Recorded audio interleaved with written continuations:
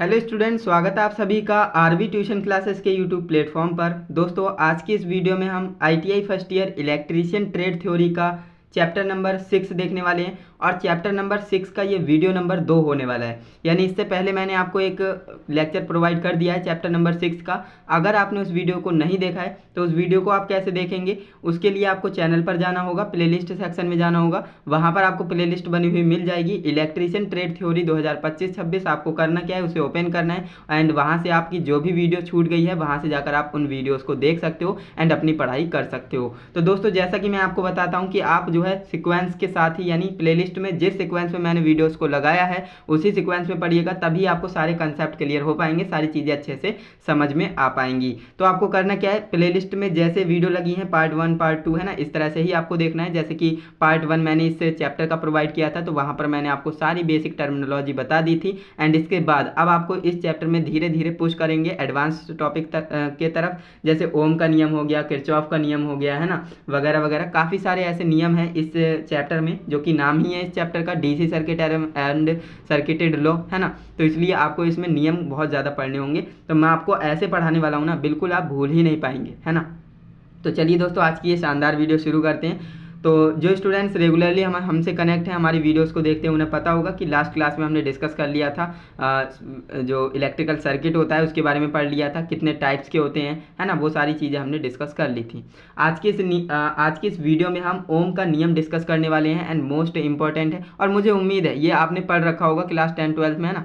तो आज की इस वीडियो में मैं ओम का नियम ही आपको पढ़ाने वाला हूँ। तो ओम के नियम में क्या होता है, इस नियम के अनुसार यदि किसी चालक की भौतिक अवस्थाएं क्या होती हैं, जैसे ताप हो गया, दाब हो गया, लंबाई हो गई, क्षेत्रफल हो गया, ये आपकी क्या है, भौतिक अवस्थाएं हैं। तो यही कह रहा है ना कि इस नियम के अनुसार यदि किसी चालक क्या होता है, कंडक्टर होता है जिसमें इलेक्ट्रिसिटी का फ्लो होता है ना। यदि किसी इस नियम के अनुसार यदि किसी चालक के भौतिक अवस्थाएं जैसे ताप, दाब, लंबाई, क्षेत्रफल आदि स्थिर रहें, स्थिर का मतलब होता है कांस्टेंट रहें, बदले ना, है ना, तो स्थिर रहें, तो उसके सिरों के बीच का विभवांतर उसमें बहने वाली धारा के अनुक्रमानुपाती होता है या फिर समानुपाती होता है। अनुक्रमानुपाती बोलिए या फिर समानुपाती बोलिए, बात एक ही है ना। तो ये आपको समझ में आ गया होगा, इस पर ज़्यादा टाइम नहीं लगाएंगे, आपको समझ में आ रहा होगा क्योंकि आपने पहले से ही पढ़ रखा है, रिवीजन हो रहा है आपका, है ना। तो इस नियम के अनुसार यदि किसी चालक की हम भौतिक अवस्थाएं ना बदलें, जैसे ताप, दाब, लंबाई, क्षेत्रफल, तो होगा क्या, तो उसके सिरों के बीच का जो वोल्टेज होगा ना, विभवांतर, उसमें बहने वाली जो धारा होगा ना, करंट, उसके अनुपाती होगा, यानी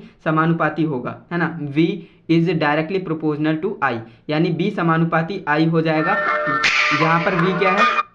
जहाँ पर V क्या है, आपका वोल्टेज है और I क्या है, करंट है ना। तो V बराबर, अब देखिए यहाँ पर आप कहेंगे R कहाँ से आ गया, तो R आपका जो है, जब भी आप समानुपाती का चिन्ह हटाते हैं तो R वहाँ पर आ जाता है, रेजिस्टेंस आ जाता है ना। तो V बराबर I इंटू R हो जाएगा ना।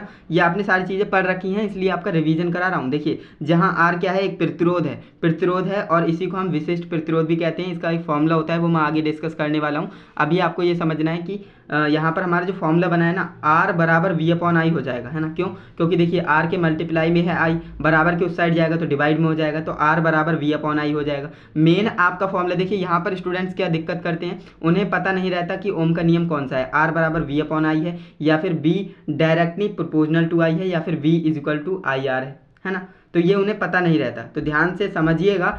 R बराबर V अपॉन I है ना, R बराबर V अपॉन I, ये किन का नियम है, ये आपका ओम का नियम है ना। तो यही आपको ध्यान में रखना है, V बराबर आई आर, ये किससे बना है, ये इससे ही बना है। तो V बराबर IR क्या है, ओम का नियम है। अब देखिए, इसके बाद हम बात कर लेते हैं ओम के नियम का प्रतिपादन यानी सत्यापन। देखिए, ओम के नियम का सत्यापन आपसे पूछा नहीं जाएगा, लेकिन आपको आना चाहिए, है ना। तो ओम के नियम का सत्यापन यानी प्रतिपादन कैसे करते हैं, तो चलिए इसके बारे में डिस्कस कर लेते हैं एंड ये समझना जरूरी भी है। ओम का नियम, अब देखिए, आप ITI कर रहे हो, ऐसा तो है नहीं आप 10-12 कर रहे हो, उसमें क्या होता है, उसमें प्रैक्टिकल तो बहुत ही कम कॉलेजेस में, स्कूल्स में कराए जाते हैं।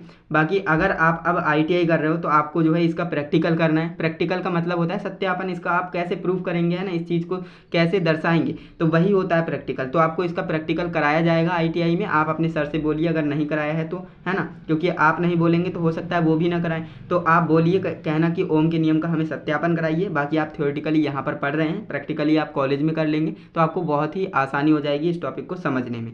तो ओम का नियम केवल धातु चालकों के लिए ही सत्य है। पहली बात आप ये याद याद रखेंगे कि ओम का नियम केवल और केवल धातु चालकों के लिए ही माना जाता है, उसके लिए ही सत्य माना जाता है।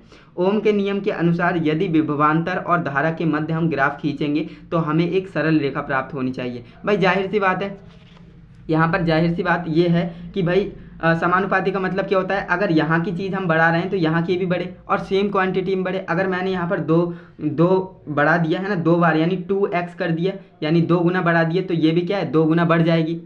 जाहिर सी बात है भाई, ये तो आप समझते हो ना। समानुपाती का और व्युत्क्रमानुपाती का मतलब क्या होता है। व्युत्क्रमानुपाती ये है, देख सकते हैं आर और आई आपस में क्या है, व्युत्क्रमानुपाती हैं, यानी आर को मैं जितना बढ़ाऊंगा आई उतना ही घटेगा। यानी 2 गुना मैं आर को बढ़ा दूं तो 2 गुना आर आई घट जाएगा। यानी यहाँ पर क्या हो रहा है, आर और आई व्युत्क्रमानुपाती हैं। लेकिन जो हमारा समानुपाती में क्या होता है, जितना मैं दायां पक्ष बढ़ाऊंगा उतना बायां पक्ष भी बढ़ेगा। यानी आप समझदार हो ही, v में जितना बढ़ाऊंगा उतना आई भी बढ़ेगा। तो अगर मैं v को 2 गुना बढ़ा देता हूं तो आई भी 2 गुना बढ़ जाएगी। तो इसमें होगा क्या, तो इसमें एक हमें सरल रेखा प्राप्त होनी चाहिए। तो वही मैं यहाँ पर आपको समझाने की कोशिश कर रहा हूँ। ओम का नियम केवल धातु चालकों के लिए ही सत्य है और ओम के नियम के अनुसार यदि अगर हम विभवांतर यानी वोल्टेज और धारा यानी करंट के मध्य हम ग्राफ खींचें तो हमें एक सरल रेखा प्राप्त होनी चाहिए। अगर ऐसा होता है तो हमारे ओम का नियम का सत्यापन हो जाएगा, और होगा ही, क्यों नहीं होगा, है ना। तो चलिए मैं आपको बताता हूँ। इसके बाद आपको लिखना है, इसको सत्यापित करने के लिए धारा नियंत्रक बैटरी कुंजी तथा अमीटर को श्रेणी क्रम में तथा वोल्ट मीटर को समांतर क्रम में जोड़ते हैं।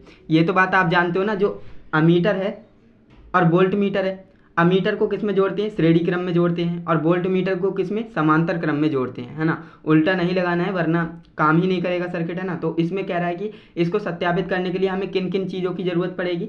सबसे पहले हमें धारा नियंत्रक चाहिए, है ना, जो करंट को रेगुलेट कर सके, कम ज़्यादा कर सके, है ना। तो धारा नियंत्रक हमें चाहिए होगा, बैटरी चाहिए होगी, कुंजी यानी स्विच चाहिए होगा, और अमीटर और वोल्ट मीटर चाहिए होगा। अमीटर और वोल्ट मीटर हमारा मेन है, क्योंकि अमीटर से हमें धारा का पता लगेगा और वोल्ट मीटर से हमें वोल्टेज का पता लगेगा, है ना। तो ये मस्ट है, ये होना ही चाहिए, है ना। तो ये आपने लिख दिया। अब आप लिखेंगे जैसे ही कुंजी को ऑन करते हैं, यानी कुंजी का मतलब होता है स्विच, है ना। जैसे ही हम स्विच को ऑन करते हैं तो परिपथ में धारा प्रवाहित होने लगती है। भाई जाहिर सी बात है, अगर आप स्विच को ऑन करते हो तो पंखा चलने लगता है, स्विच को ऑन करते हो तो बल्ब जलेगा, बंद कर देंगे तो नहीं जलेगा। भाई जाहिर सी बात है, जैसे ही कुंजी को ऑन करते हैं तो परिपथ में क्या होगा, करंट फ्लो होने लगेगा, है ना, धारा प्रवाहित होने लगेगी। तो कह रहा है धारा के प्रत्येक मान के लिए अमीटर तथा वोल्ट मीटर की रीडिंग को नोट कर लेंगे।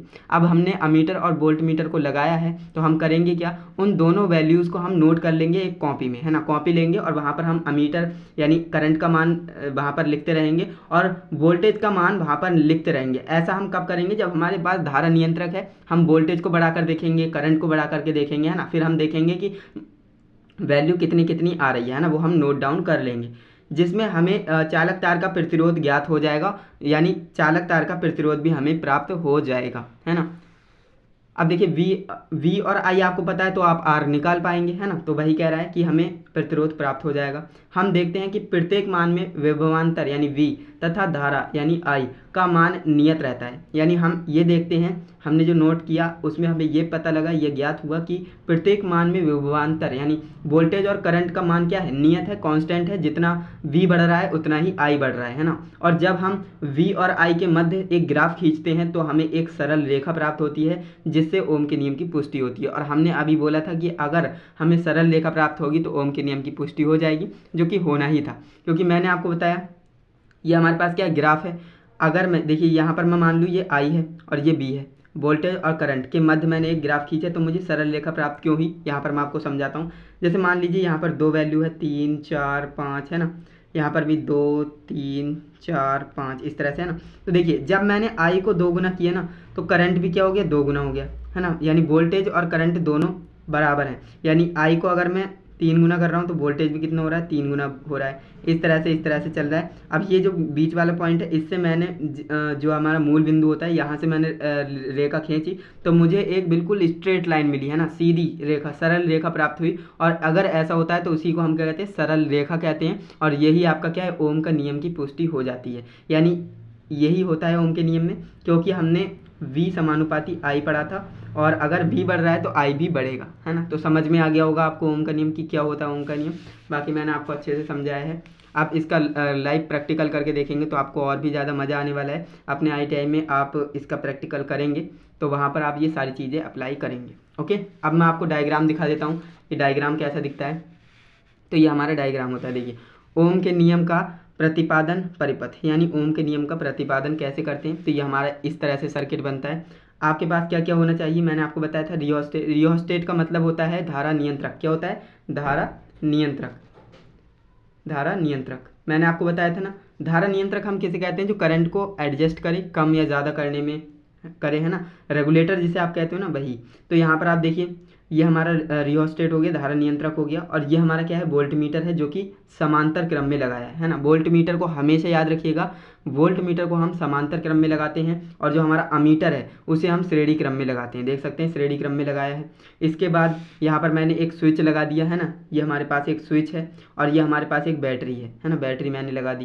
तो ये हमारा पूरा एक सर्किट बन जाता है, जिसे हम क्या कहते हैं, ओम के नियम का प्रतिपादन सर्किट कहते हैं, परिपथ कहते हैं। और इसे आप अपने नोट डाउन कॉपी में ज़रूर करिएगा, यानी बना लीजिएगा इस डायग्राम को। बाकी मैंने जो आपको नोट्स प्रोवाइड किए हैं वहाँ पर भी आपको ये मिल जाएगा उस PDF में, है ना। तो वहाँ से जाकर आप उन PDF को डाउनलोड करिए, प्रिंट आउट निकलवाइए, या फिर अपने नोट्स बनाइए, है ना, और अपनी पढ़ाई को करिए। बाकी आज की इस वीडियो में मैंने आपको ओम का नियम समझाने के लिए बहुत ही ज़्यादा प्रयास किया है, एंड मुझे उम्मीद है आपको समझ में भी आ गया होगा। सारी चीज़ों को एक एक शब्द के बारे में अच्छे से समझाया है। जो बिल्कुल भी नहीं जानता था ओम का नियम, उसे भी समझ में आ गया होगा। तो बाकी अगर आपको वीडियो अच्छी लगी है तो वीडियो को लाइक कीजिए, एंड चैनल पर नए हैं तो चैनल को सब्सक्राइब जरूर कर लें, क्योंकि आने वाले लेक्चर की नोटिफिकेशन आपको तभी मिलेगी। क्योंकि देखिए ये चैप्टर आपके लिए इंपॉर्टेंट है, मैंने आपको पहले भी बताया था कि आपका इसमें नियम बहुत ज़्यादा है। अब आपने ओम का नियम समझ लिया, अब आने वाली वीडियो में मैं आपको किरचॉफ का नियम बताऊंगा, व्हीटस्टोन ब्रिज के बारे में बताऊंगा, है ना। तो काफ़ी सारे ऐसे टॉपिक हैं जो इंटरेस्टिंग है, आपने पढ़ रखे हैं, आपका रिवीजन हो रहा है, तो अच्छे से रिवीजन हो जाएगा। बाकी आपको चैनल को सब्सक्राइब कर लेना है, और वीडियो से रिलेटेड कोई डाउट रह जाता है तो कमेंट करिएगा। हालांकि डाउट होगा नहीं, क्योंकि मैंने इस लेवल पर जाकर बताया है, लेकिन फिर भी अगर डाउट है तो कमेंट करिए, मैं आपके कमेंट का रिप्लाई ज़रूर करूँगा। और वीडियो को ज़्यादा से ज़्यादा शेयर करिए, क्योंकि जो आपका ITI का ग्रुप है उसमें आप इस वीडियो को शेयर करेंगे तो और भी स्टूडेंट्स को पता लगेगा, एंड वो भी PDF डाउनलोड कर पाएंगे और इन वीडियो लेक्चर्स का फ़ायदा उठा पाएंगे, है ना। तो इसलिए बोलता हूँ वीडियो को ज़्यादा से ज़्यादा शेयर करें अपने दोस्तों के साथ, अपने ग्रुप्स के साथ, है ना, जिससे कि सभी स्टूडेंट्स तक ये वीडियो पहुँचे और उनका फ़ायदा भी हो सके। तो चलिए दोस्तों, आज के लिए बस इतना ही। मिलते हैं नेक्स्ट वीडियो के साथ, तब तक के लिए जय हिंद, वंदे मातरम।